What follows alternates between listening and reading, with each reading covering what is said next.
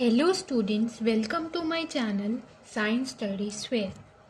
तो last video में हमने केमिकल प्रॉपर्टीज़ ऑफ मेटल्स को डिस्कस कर लिया था and chemical properties of metals complete होता है। बस एक मेटल्स और नॉन मेटल्स की एक केमिकल प्रॉपर्टी कह सकते हो वो रहती है, वो हम आज डिस्कस करने वाले हैं।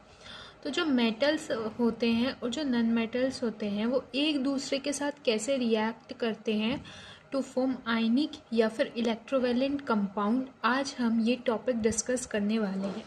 देखो, स्टार्टिंग ऑफ द चैप्टर में मैंने आपको बताया था कि मेटल्स क्या होते हैं। एक बेसिक सी डेफिनेशन जो मेटल्स की होती है वो ये होती है, दे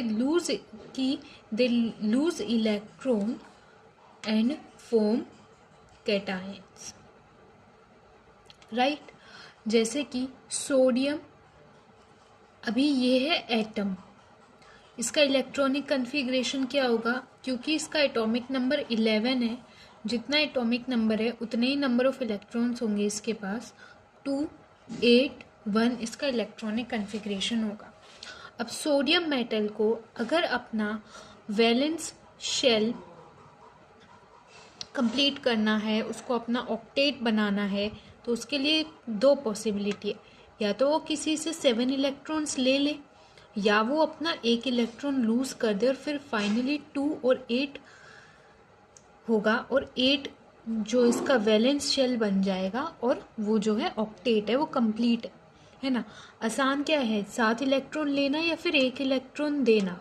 it is easy to give 1 electron. तो सोडियम क्या करेगा, अपना एक इलेक्ट्रॉन दे देगा और किस में कन्वर्ट हो जाएगा, कैटायन में। कैटायंस क्या होते हैं, वो स्पीशीज़ जिनके ऊपर पॉजिटिव चार्ज होता है। क्योंकि सोडियम ने एक इलेक्ट्रॉन लूज किया है तो उसके ऊपर 1 पॉजिटिव चार्ज आ गया है। ऐसे ही मैग्नीशियम का इलेक्ट्रॉनिक कन्फिग्रेशन होता है 2 8 2। मैग्नीशियम के लिए आसान क्या है, 6 इलेक्ट्रॉन्स लेना या फिर 2 इलेक्ट्रॉन्स लूज करना। ऑफकोर्स 2 इलेक्ट्रॉन्स लूज करना, फिर फाइनली इलेक्ट्रॉनिक कन्फिग्रेशन क्या बन जाएगा, 2 8, और 8 इसका वैलेंस शेल की तरह एक्ट करेगा और वो कंप्लीट है, राइट। तो मैग्नीशियम क्या करेगा, 2 इलेक्ट्रॉन्स को लूज कर देगा और किस में कन्वर्ट हो जाएगा, मैग्नीशियम डाई पॉजिटिव कैटायन में, है ना।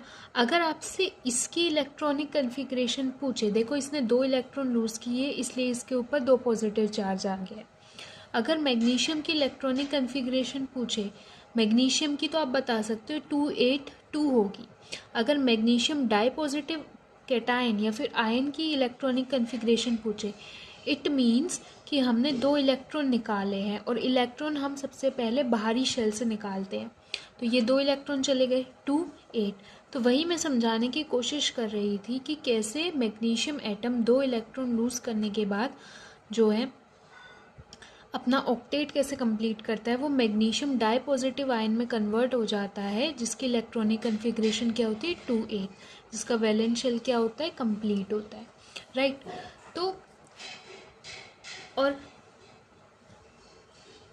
नॉन मेटल्स क्या होते हैं, बेसिक डेफिनेशन जो होती है वो ये होती है, दे gain electron and form anions. Anions क्या होते हैं, जिनके ऊपर नेगेटिव चार्ज होता है। जैसे क्लोरीन एटम है, तो क्लोरीन का एटॉमिक नंबर है 17, इसकी इलेक्ट्रॉनिक कन्फिग्रेशन होगी 2 8 7। आसान क्या है, 7 इलेक्ट्रॉन लूज करना या फिर एक इलेक्ट्रॉन लेना और फाइनली फिर इलेक्ट्रॉनिक कन्फिग्रेशन 2 8 8 बना देना। ऑफकोर्स वो एक नॉन मेटल है तो वो इलेक्ट्रॉन को गेन करेगा, वो एक इलेक्ट्रॉन गेन कर लेगा, तो क्लोरीन किस में कन्वर्ट हो जाएगा, वो एक इलेक्ट्रॉन को जो है गेन करेगा और कन्वर्ट हो जाएगा Cl नेगेटिव आयन में। इसको हम बोलेंगे क्लोराइड आयन, क्योंकि इसने एक इलेक्ट्रॉन गेन किया है इसके ऊपर, इसलिए -1 का चार्ज है। अगर ये देखो, ये 2 इलेक्ट्रॉन तो गेन, जैसे कोई 2 इलेक्ट्रॉन गेन करे, जैसे हम ऑक्सीजन की बात करते हैं, उसका इलेक्ट्रॉनिक कन्फिग्रेशन होता है 2 6। ऑक्सीजन क्या करता है, 2 इलेक्ट्रॉन को गेन करता है, फाइनली फिर वो बनाता है O - 2 आयन, इसको हम बोलते हैं ऑक्साइड आयन, है ना। तो ये 2 6 इसने इलेक्ट्रॉनिक कन्फिग्रेशन 2 और इलेक्ट्रॉन ले लिए तो इसमें ऐड हो जाएंगे, तो 2 और 8 बन गई है 2 इलेक्ट्रॉनिक कन्फिग्रेशन। ये इलेक्ट्रॉनिक कन्फिग्रेशन किसकी है? ऑक्साइड आयन की। ठीक है, तो ऐसे आपके एनाइंस बनते हैं और ऐसे आपके कैटाइंस बनते हैं। अब यही जो कैटाइंस और जो ये एनाइंस होते हैं, ये एक दूसरे से जो है इनके बीच में एक फोर्स ऑफ अट्रैक्शन होता है। देखो, कैटाइन पॉजिटिवली चार्ज है, एनाइन नेगेटिवली चार्ज है, तो पॉजिटिव नेगेटिव एक दूसरे को क्या करते हैं? अट्रैक्ट करते हैं और क्या बनाते हैं? आयनिक कंपाउंड या फिर इलेक्ट्रोवेलेंट कंपाउंड्स, है ना। अभी कैटाइन हमें कहाँ से मिला है? कैटाइन हमें मिला है मेटल से। एनाइन हमें कहाँ से मिला है? नॉन मेटल से। So metals and non metals किस फॉर्म में एक दूसरे के साथ रिएक्ट करते हैं टू फॉर्म आयनिक कंपाउंड और electrovalent compound in form of cations and anions respectively. तो कुछ हम आयनिक कंपाउंड्स या फिर इलेक्ट्रोवेलेंट कंपाउंड्स के एग्जांपल्स देखते हैं और देखते हैं वो कैसे बने।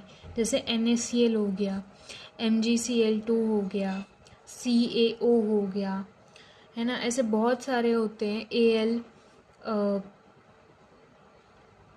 Cl3 हो गया। तो ये सारे कुछ आयनिक कंपाउंड्स हैं, देखते हैं ये कैसे बनते हैं। देखो, NaCl किससे बना है? देखो, जो पहले लिखा है वो पॉजिटिव ही होगा, हमेशा याद रखना। आयनिक कंपाउंड में जो पहले सिंबल लिखा है वो कैटाइन है और जो बाद में लिखा है वो एनायन है। सो Na हमें पता है, Na क्या करता है? वो किस में कन्वर्ट हो जाता है? Na पॉजिटिव आयन में आफ्टर लूजिंग 1 इलेक्ट्रॉन। इसका इलेक्ट्रॉनिक कन्फिग्रेशन होता है 281 और इसका इलेक्ट्रॉनिक कन्फिग्रेशन होता है 2 and 8। ठीक है, ऐसे ही जो Cl एटम है वो एक इलेक्ट्रॉन को गेन करके Cl नेगेटिव आयन को जो है बना देता है। Cl एटम का इलेक्ट्रॉनिक कन्फिग्रेशन क्या होता है? 287। Cl नेगेटिव आयन का इलेक्ट्रॉनिक कन्फिग्रेशन क्या होता है? 288। तो ये जो इसने इलेक्ट्रॉनिक गेन किया है ना, ये कहाँ से किया है? वो इलेक्ट्रॉन गेन किया है जो सोडियम एटम ने लूज किया है। ठीक है, और ये Na पॉजिटिव और जो Cl नेगेटिव है, इनके बीच में एक फोर्स ऑफ अट्रैक्शन होता है। ठीक है, उसे हम इलेक्ट्रोस्टैटिक फोर्स ऑफ अट्रैक्शन बोलते हैं और ऐसे हमारा NaCl कंपाउंड बन जाता है। अब ऐसे ही हम पढ़ेंगे MgCl2। MgCl2 का मतलब है, एक तो इसमें मैग्नीशियम का आयन है और दो इसमें क्या है? क्लोरीन के आयन से। ठीक है, तो Mg क्या करता है? 2 इलेक्ट्रॉन्स को लूज करता है ना, और Mg डाई पॉजिटिव आयन बनाता है। ठीक है, 2 क्लोरीन के Cl2 टाइम्स लिखा है, इट मीन्स 2 क्लोरीन के इसमें आयन्स है। Cl क्या करता है? एक इलेक्ट्रॉन को गेन करता है और Cl नेगेटिव आयन बनाता है। अब बेसिकली हुआ क्या कि जो 2 इलेक्ट्रॉन मैग्नीशियम ने लूज किए, एक इलेक्ट्रॉन तो एक क्लोरीन एटम ने ले लिया और Cl नेगेटिव आयन बना लिया, और दूसरे क्लोरीन एटम ने दूसरा इलेक्ट्रॉन ले लिया और Cl नेगेटिव आयन बना लिया। और ऐसे फिर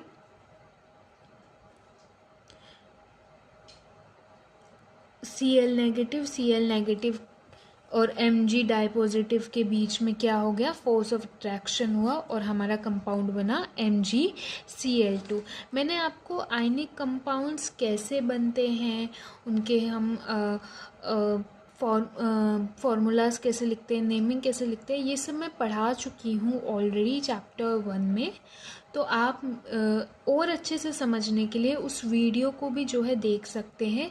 ये थोड़ा सा इस चैप्टर में मेंशन था तो मैंने फिर से ये टॉपिक समझाना ज़रूरी समझा। और कुछ एग्जाम्पल्स और देख लेते हैं और फिर आगे बढ़ते हैं। CaO ये कैसे बना होगा? हमें पता है कैल्शियम किस फॉर्म में हुआ होगा? Ca2 पॉजिटिव फॉर्म में। ठीक है, और O किस फॉर्म में हुआ होगा? -2 की फॉर्म में। तो कैल्शियम अपने जो है 2 इलेक्ट्रॉन को लूज करता है और बनाता है calcium di positive ion. Oxygen क्या करता है? वही 2 इलेक्ट्रॉन ले लेता लगता है और बना देता है O-2 आयन, और इन दोनों के बीच में एक फोर्स ऑफ अट्रैक्शन होता है और आपका बनता है CaO। नॉर्मली वैसे हम इसके फॉर्मूले कैसे लिखेंगे, हम इनके ऊपर चार्ज रिप्रेजेंट करेंगे, इसका जो नंबर होगा वो यहाँ लिख देंगे, इसके ऊपर जो नंबर होगा वो यहाँ लिख देंगे। अगर कुछ कट रहा है तो काट देंगे, जैसे 2 और 2 एक दूसरे से कट जाएंगे तो CaO बन जाएगा। ऐसे ही हम देखते हैं कि AlCl3 कैसे बनता है। देखो एल्यूमिनियम क्या करता है, 3 इलेक्ट्रॉन को लूज करता है और बना लेता है Al3 पॉजिटिव आयन। इसने 3 इलेक्ट्रॉन लूज किए हैं तब ये Al3 पॉजिटिव आयन बना है। अब एक एक क्लोरीन एटम क्या करेगा, एक एक जो है इलेक्ट्रॉन को उठा लेगा, तो इसलिए हमें यहाँ 3 Cl नेगेटिव आयन लगे हैं। एक इलेक्ट्रॉन इसने ले लिया, एक इसने ले लिया और एक इसने ले लिया, और बन गए क्या, Cl नेगेटिव आयन। और फिर इनके बीच में फोर्स ऑफ अट्रैक्शन बना जो कि इलेक्ट्रोस्टैटिक फोर्स ऑफ अट्रैक्शन, और ऐसे हमारा AlCl3 कंपाउंड बना। तो ये कुछ तरीके थे, कुछ एग्जाम्पल्स थे कि आयनिक कंपाउंड्स कैसे बनते हैं, कुछ एग्जाम्पल्स हो गए उनके। ठीक है, अब हम आयनिक कंपाउंड्स की जो है प्रॉपर्टीज़ को स्टडी करेंगे। आयनिक कंपाउंड्स जो है सॉलिड स्टेट में होते हैं और थोड़े से हार्ड होते हैं। हार्ड किस वजह से होते हैं, क्योंकि कैटायन जो कि पॉजिटिव आयन है और एनायन जो कि नेगेटिव आयन है, उनके बीच में एक strong force of attraction act करता है। तो देखो, एक तो हो गए सॉलिड, एक हो गया हार्ड नेचर। फिर जनरली वो ब्रिटल होते हैं और जल्दी से टूट जाते हैं जब उन पे हम प्रेशर जो है अप्लाई करते हैं। तो ये 3 आपको चीज़ें याद रखनी है। They are solid in state, hard है because strong force of attraction, brittle है क्योंकि वो ब्रेक हो जाते हैं into pieces when pressure is applied. देखो, हार्ड और ब्रिटल यहाँ पे अपोजिट की वजह से देखो एक्ट कर रहा है। एक तरीके से आप सोच रहे हो हार्ड होंगे तो वो कैसे जो है थोड़ा सा प्रेशर अप्लाई करेंगे तो वो टूट जाएंगे। देखो, हार्ड इन द सेंस कि उनमें फोर्स ऑफ अट्रैक्शन बहुत स्ट्रॉन्ग है, ठीक है। और ब्रिटल किस सेंस में है कि आसानी से आप प्रेशर लगाओगे तो वो टूट जाएंगे। वैसे फोर्स ऑफ अट्रैक्शन आयंस के बीच में स्ट्रॉन्ग है, राइट।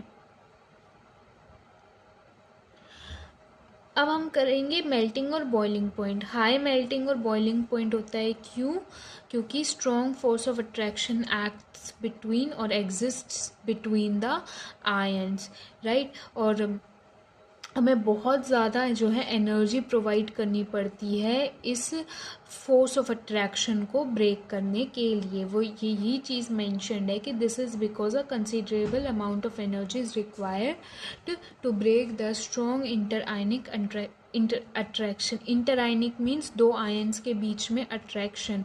यहाँ पे 2 आयंस कौन से, एक कैटायन है एक एनायन है, और दोनों के बीच में अट्रैक्शन कौन सा है, एक स्ट्रॉन्ग फोर्स ऑफ अट्रैक्शन है जिसका नाम है electrostatic force of attraction. Solubility, ये जो है वाटर में सॉल्यूबल है, ठीक है, और इनसॉल्यूबल किस सॉल्वेंट में है, केरोसिन, पेट्रोल एक्सेट्रा, ठीक है।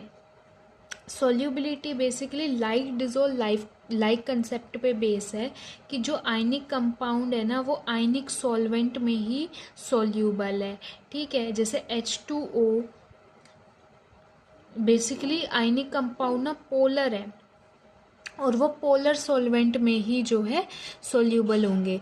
तो क्योंकि H2O भी एक जो है पोलर कंपाउंड है, इसलिए वाटर के अंदर आयनिक कंपाउंड जो है सॉल्यूबल है। पर ये केरोसिन, पेट्रोल वगैरह हो गए, ये नॉन पोलर कंपाउंड है, इसलिए ये आयनिक कंपाउंड जो कि पोलर है वो नॉन पोलर सॉल्वेंट में इनसॉल्यूबल है। बेसिकली सॉल्युबिलिटी में याद रखो लाइक डिजोल्व लाइक कंसेप्ट, यानी कि पोलर सब्सटेंस पोलर सॉल्वेंट में ही डिजोल्व होगा। आयनिक कंपाउंड क्योंकि पोलर होते हैं इसलिए वो H2O में सॉल्यूबल होते हैं क्योंकि वो भी पोलर होता है, पर केरोसिन, पेट्रोल वगैरह जो है पोलर नेचर के नहीं होते। इलेक्ट्रिसिटी को कंडक्ट करते हैं। क्यों कंडक्ट करते हैं ये मैंने आपको बहुत पहले बताया था, क्योंकि आयनिक कंपाउंड किससे बने हुए हैं, आयंस से। जब आयंस फ्री हो जाते हैं, ठीक है। तो आयंस की मूवमेंट होती है, इस वजह से इलेक्ट्रिसिटी कंडक्ट होती है। The conduction of electricity through a solution involves the movement of charge particle. Electricity conduct करानी है तो आपको मूवमेंट करानी पड़ेगी चार्ज पार्टिकल की, या तो आप इलेक्ट्रॉन की मूवमेंट कराओ या फिर आयंस की मूवमेंट कराओ। तो एक solution of an ionic compound in water contains ions. जब आप आयनिक कंपाउंड को वाटर के अंदर डालेंगे तो वो अपने आयंस में जो है डिसोसिएट हो जाएगा, जो मूवमेंट करेंगे जब इलेक्ट्रिसिटी को हम पास करेंगे सॉल्यूशन से। ठीक है। तो आयनिक कंपाउंड सॉलिड स्टेट में तो इलेक्ट्रिसिटी कंडक्ट नहीं करते, क्योंकि सॉलिड स्टेट में इनके आयंस फ्री नहीं होते, आयंस एक दूसरे से बंधे हुए होते हैं उस फोर्स ऑफ अट्रैक्शन की वजह से। बट आयनिक कंपाउंड्स कब इलेक्ट्रिसिटी कंडक्ट करते हैं, या तो आप उनका एक्वस स्टेट लो या फिर आप उनका मोल्टन स्टेट लो, क्योंकि इन दोनों स्टेट्स में क्या होता है कि जो आयंस होते हैं वो जो है फ्री हो जाते हैं एक दूसरे से, एक दूसरे के इफेक्ट से, एक दूसरे के अट्रैक्शन से, और वो मूवमेंट जो है शो करते हैं फ्रीली। एंड अगर वो मूव कर रहे हैं तो इलेक्ट्रिसिटी जो है कंडक्ट करेंगे वो, राइट। तो मोल्टन स्टेट में क्या होता है कि मोल्टन स्टेट में मीन्स हम पिघला रहे हैं, तो वो जो अट्रैक्शन था वो हमने ओवरकम कर लिया उस हीट की वजह से जो हम प्रोवाइड करें। ये क्वेश्चन बहुत पूछा जाता है कि ionic compounds molten aqueous state में क्यों इलेक्ट्रिसिटी को कंडक्ट करते हैं, वेरस सॉलिड स्टेट में इलेक्ट्रिसिटी को कंडक्ट क्यों नहीं करते। इसका आंसर यही है कि सॉलिड स्टेट में फोर्स ऑफ अट्रैक्शन से, उस इलेक्ट्रोस्टैटिक फोर्स ऑफ अट्रैक्शन से वो एक दूसरे के साथ बंधे हुए हैं, बट मोल्टन या फिर एक्वस स्टेट में उनके जो आयंस होते हैं वो एक दूसरे से जो है फ्री हो जाते हैं, वो उस फोर्स ऑफ अट्रैक्शन को ओवरकम कर लेते हैं और उनकी मूवमेंट की वजह से इलेक्ट्रिसिटी कंडक्ट होती है। दूसरा क्वेश्चन ये पूछा जाता है कि मेल्टिंग या बॉइलिंग पॉइंट आयनिक कंपाउंड्स का हाई क्यों होता है। It is because of the strong electrostatic force of attraction that exist between the cation and anion. उसके बाद सॉल्युबिलिटी के ऊपर पूछा जा सकता है 1 मार्क में कि आयनिक कंपाउंड वाटर में सोल्यूबल है या केरोसिन में है या पेट्रोल में है। फिजिकल नेचर के बारे में भी पूछा जाता है कि वो सॉलिड क्यों होते हैं, हार्ड क्यों होते हैं। तो इसका भी रीज़न यही है कि उनके बीच में जो है strong force of attraction act करता है बिटवीन द कैटायन